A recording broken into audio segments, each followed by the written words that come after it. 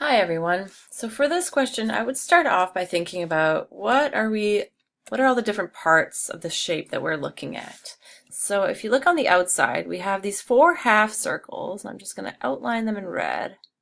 Four half circles just like that. And they are shaded, so we know that we need them as part of our calculation. So if I have four half circles like this, 1, 2, 3, 4. Well, I just end up with two circles. Okay, great. And then what else do I have? Well, I have this square here, right? Got a square here, just like that. And then from that square are missing these four quarter circles. So I have a square, and missing from that square are four quarter circles. So if I just rearrange them, I can rearrange them into a circle. So what's going on here? I've got two circles that I need, and then I've got a square and one full circle that I'm getting rid of. Now let's find the measurements that we need in order to make our calculations. First thing that we're told is that the square has a length of 10 centimeters.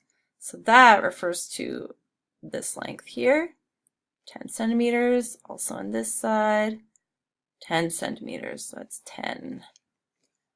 Okay. Okay, so the next thing that we're told is that each one of these semicircles has a diameter of 5 centimeters. So that means that this distance here is 5. And that makes it easy for us to figure out the lengths of these little parts here, because these two little lines indicate that these segments here are equal. So if we know that the entire length of this side of the square is 10, and we know that 5 centimeters of it is taken up by the diameter of that circle, what's left over is 5 centimeters between these two segments. Dividing them by 2, you can see that each of these segments measures 2.5, and that's going to be useful when we're calculating those little quarter circles. All right, now I think we have everything that we need to work with, so let's get started with our calculations. The first thing that I want to do is to calculate the areas of those four semicircles, or rather two circles. So I know I'm going to multiply the area of whatever circle I come up with by 2, because we have two full circles. So 2 times the area of a circle is pi times r times r.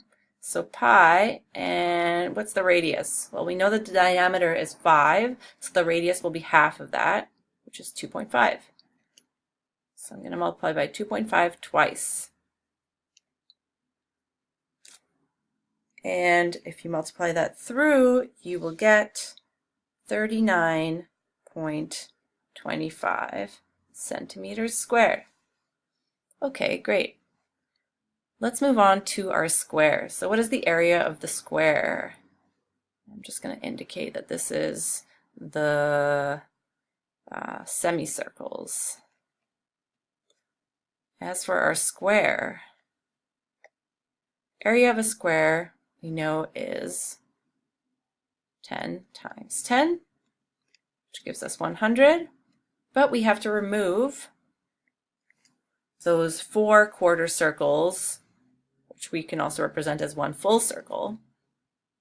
So quarter circles. 4 quarter circles are equal to 1 circle, so the area of that circle will be pi, which we represented as 3.14, pi times the radius, which, if you look over here, is 2.5, just like the semicircles. So 2.5 times 2.5, and that evaluated brings us to 19.25 625. Okay, so now what am I doing?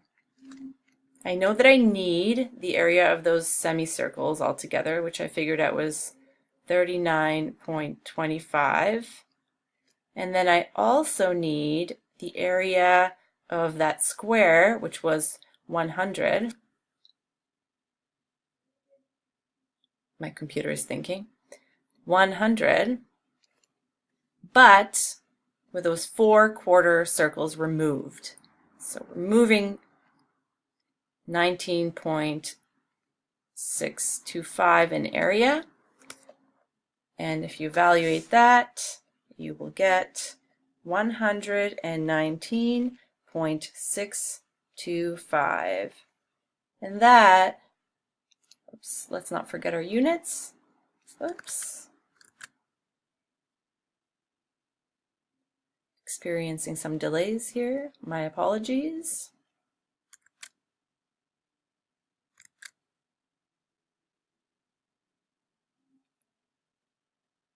(119.625 centimeters squared is the area of the shaded parts.